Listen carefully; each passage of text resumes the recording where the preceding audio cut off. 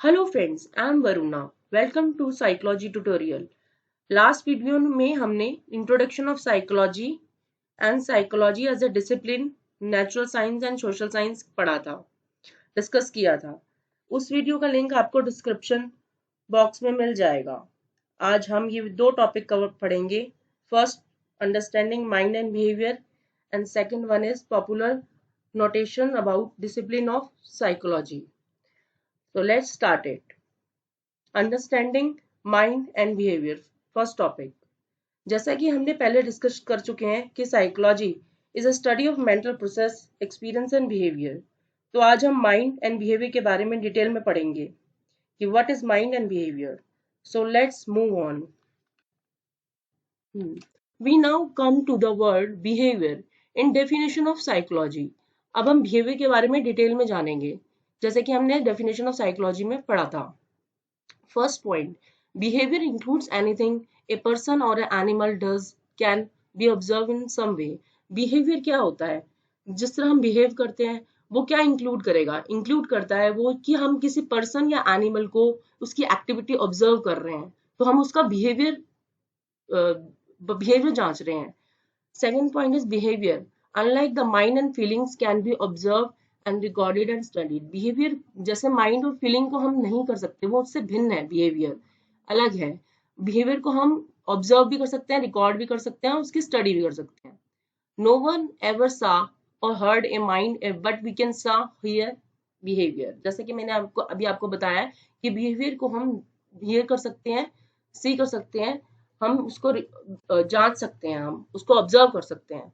Third point is we can see and measure what a person does and hear recorded what a person says. जैसे कोई person कुछ कहता है तो वो वोकल बिहेवियर होता है, उसको हम ऑब्जर्व कर सकते हैं। The fourth point is from what is done and said, psychologists can also make the inferences about the feelings and attributes and mental process which can be defined behind behavior.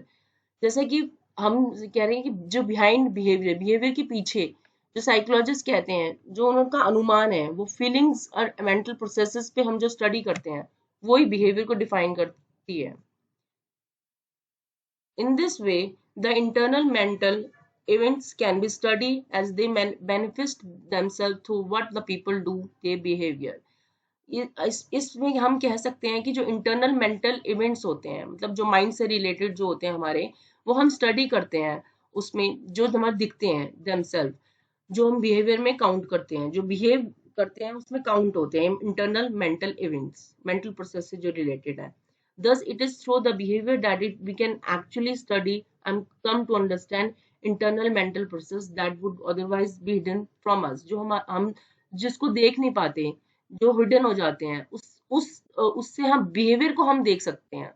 जब behaviour को हम count सकते हैं, जैसे mind को हम नहीं देख सकते, लेकिन बिहेवियर को हम ऑब्जर्व कर सकते हैं, उसके थ्रू, बिहेवियर के थ्रू हम ये देख सकते हैं साइकोलॉजी में। Fifth, when we define psychology as the science of behavior, we are not excluding mind. We are saying that a person does his or her behavior is the avenue through which internal and mental events can be studied. Psychology क्या है? Is science of behaviour, जैसे कि हमने पहले पढ़ा था। तो ये हम माइंड को उससे एक्सक्लूड नहीं कर सकते, माइंड को उससे बाहर नहीं रख सकते, उसमें माइंड भी इंक्लूड हो जाता है। तो बिहेवियर क्या है? बिहेवियर वो इंटरनल और मेंटल इवेंट्स जो हम स्टडी कर रहे हैं। It was earlier believed that there is no relationship between mind and body and that they were parallel to each other. Recent study in affective neuroscience have clearly showed that there is a relationship between mind and behavior. पहले कहा जाता था, पहले studies में कहा जाता था कि माइंड और बॉडी में कोई भी रिलेशन नहीं है, they are parallel to each other. But अब जो रिसेंट स्टडी आई है न्यूरोसाइंस की, उनने शो कर दिया है कि देयर इज एक रिलेशनशिप है बिटवीन माइंड एंड बिहेवियर के बीच में एक रिलेशनशिप है। It has been shown that positive visualization techniques and feeling positive emotions, one can bring significant changes in bodily process. ये देखा गया है कि पॉजिटिव विजुअलाइजेशन टेक्निक्स और पॉजिटिव फीलिंग्स में जो पॉजिटिव इमोशंस होते हैं, उनके थ्रू जाके हम सिग्निफिकेंट चेंजेस अपने बॉडी में चेंजेस लाते हैं, पॉजिटिव चेंजेस लाते हैं। लेट अस हम एग्जांपल के थ्रू इसको समझने की कोशिश करते हैं। Ornish has shown that this is number of the studies with his patients, और ऑर्निश है उसने बहुत स्टडी किया अपने नंबर ऑफ पेशेंट के साथ. In these studies, the person with the blocked arteries was made to visualize that blood was flowing through his or her blocked arteries. उसने ये महसूस किया उस स्टडी में कि एक पर्सन जो कि ब्लॉक्ड आर्टरीज है जिसकी, वो विजुअलाइज महसूस कर रहा है, परसीव कर रहा है कि उसका ब्लड फ्लो हो रहा है ब्लॉक्ड आर्टरीज से. आफ्टर प्रैक्टिंग दिस मतलब positive feelings, positive visualisation process उसने प्रैक्टिस किया over a period of time. Significant relief was obtained by these patients as degree of blockage become significant less. जब उसने positive feelings, positive visualisation process किया, तो उसका जो वो था ब्लॉकेज, जो वो सोच रहा था कि उसका ब्लड ज्यादा फ्लो हो रहा है, तो उसका उस प्रोसेस में डिफरेंस आया. उस एप्लीकेशन ने उसे, पॉजिटिव विजुअलाइजेशन प्रोसेस ने उसे सिग्निफिकेंट किया, उसमें चेंजेस आया, उसमें पॉजिटिव चेंजेस आए. Use of mentally imaginary images generated by a person in his or her mind have been shown to cure the various kind of phobia.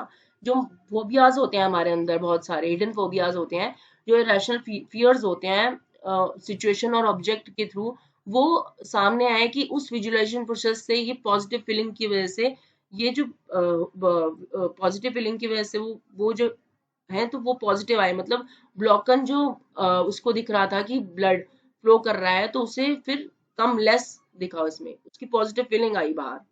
A new discipline called psychoneuroimmunology has emerged which emphasizes the role played by mind in strengthening the immune system. एक जो new discipline है साइकोन्यूरोइम्यूनोलॉजी, उस वो strength करता है हमारे immune system में, किस स्ट्रेंथ को बढ़ाता है. जैसे हमने पहले ये फ्लो चार्ट के थ्रू में बता रही हूँ कि साइकोलॉजी, जैसे हमने डिस्कस किया था कि माइंड, बिहेवियर और एक्सपीरियंस का कॉम्बिनेशन है, तो हमने माइंड और बिहेवियर के बारे में यहाँ पर जाना.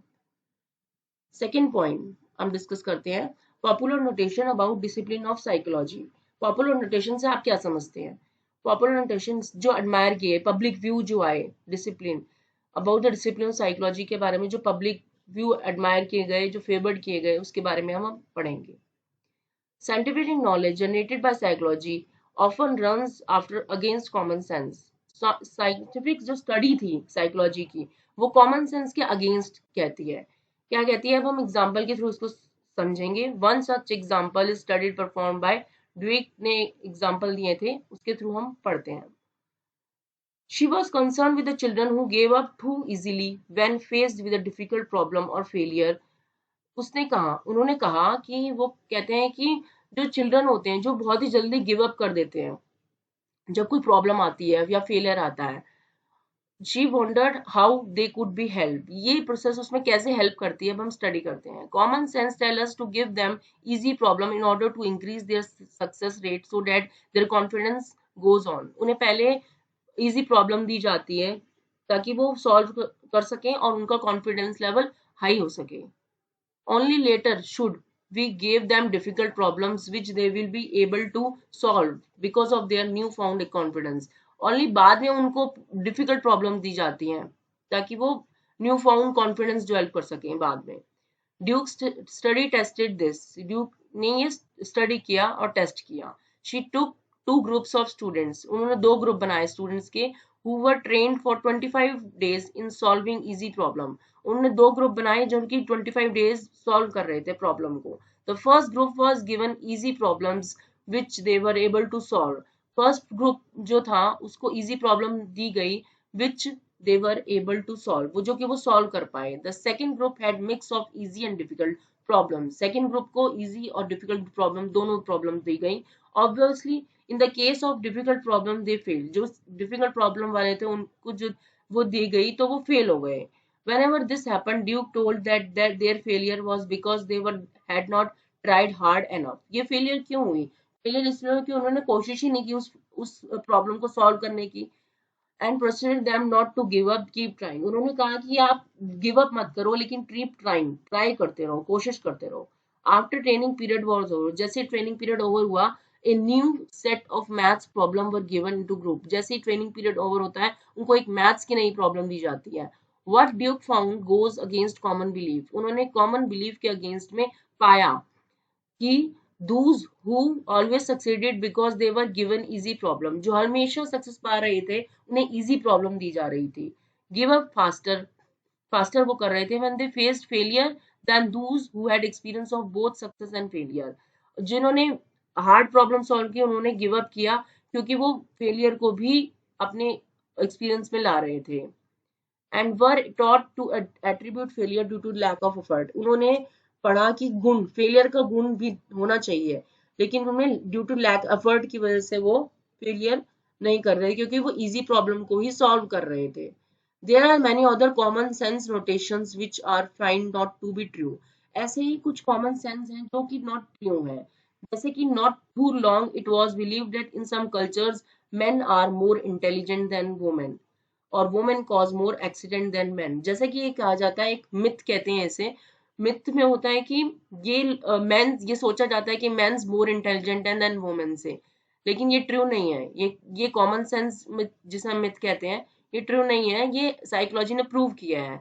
ये कहते हैं कि वुमेन्स एक्सीडेंट कार एक्सीडेंट ज्यादा करती हैं मैन से, तो ये भी एक मिथ है जो कि पीछे से कॉमन सेंस है, जो कि अब साइकोलॉजी के ट्रेंड में ये बताया जा रहा है कि ये अनट्रू है. Empirical studies have shown that both of these are untrue. जो recent studies आई है, जैसे मैंने अभी आपको बताया, उसमें बताया गया है कि ये untrue है. Common sense also tells that no one is not able to give up one's best if anyone are asked to perform before a large audience. Common sense क्या कहती है? Common sense ये कहती है कि जब तक आप आगे नहीं आते कुछ करने के लिए, अपना बेस्ट नहीं दे पाओगे लार्ज ऑडियंस के सामने. Psychology studies have shown that if we have practice more, psychology कहती है कि जितना ज्यादा हम प्रैक्टिस करेंगे उतना ज्यादा हम अच्छा परफॉर्म करेंगे. We may actually perform better. The presence of others help our performance. मतलब प्रैक्टिस मेक्स मैन परफेक्ट और वुमन परफेक्ट. ये यहाँ कहा गया है कि साइकोलॉजी में जितनी आप अच्छी प्रैक्टिस करेंगे उतना आप अच्छा परफॉर्म कर सकते हैं. Now we discover that many of our beliefs and understanding of human behavior will change. अब ये इन सब से हमने डिस्कवर किया कि बिलीव्स और understanding of human behaviour change हो चुकी है, थिंकिंग चेंज हो चुकी है, मेंटेलिटी चेंज हो चुकी है. बिकॉज साइकोलॉजी एक ऐसा सब्जेक्ट है जो अब आया और मेंटेलिटी को चेंज किया, जिसने मिथ्स को चेंज किया जो कॉमन सेंस थी. We can also say that psychologists are different from astrologers. हम ये भी कह सकते हैं कि साइकोलॉजिस्ट एस्ट्रोलॉजर से डिफरेंट होते हैं, जो कि पाम रीडर्स होते हैं, because they systematically examine preposition based data to develop principles about the human behavior and other psychological phenomena. क्योंकि वो जो एग्जामिन करते हैं वो हमारे डाटा को देख के स्टडी करते हैं, उसकी बेसिस पे उस प्रिंसिपल्स को बनाते हैं जो ह्यूमन बिहेवियर का होता है. तो जो एस्ट्रोलॉजिस्ट और साइकोलॉजिस्ट में डिफरेंस है. कई लोग इसको सिमिलर मानते हैं, लेकिन ये दोनों अलग डिसिप्लिन है, डिफरेंट डिसिप्लिन है. यहाँ पर मैं इंटरेस्टिंग फैक्ट बताना चाहूंगी आपको. तो first psychology department at Calcutta university is established. तो फर्स्ट साइकोलॉजी डिपार्टमेंट डेवलप हुआ था वो कलकत्ता में हुआ था. तो इसी इंटरेस्टिंग फैक्ट के साथ ही मैं ये टॉपिक यहीं पर एंड करती हूँ, लेकिन जल्द मिलेंगे एक नई वीडियो के साथ और नए टॉपिक पर डिस्कशन करेंगे. होप आप सबको ये वीडियो पसंद आया होगा. अगर पसंद आया है तो लाइक कीजिए, सब्सक्राइब कीजिए एंड शेयर कीजिए एंड बेल आइकॉन का बटन दबाएं ताकि हमारी आगे आने वाली वीडियो का लिंक आप तक पहुंच सके. Thank you.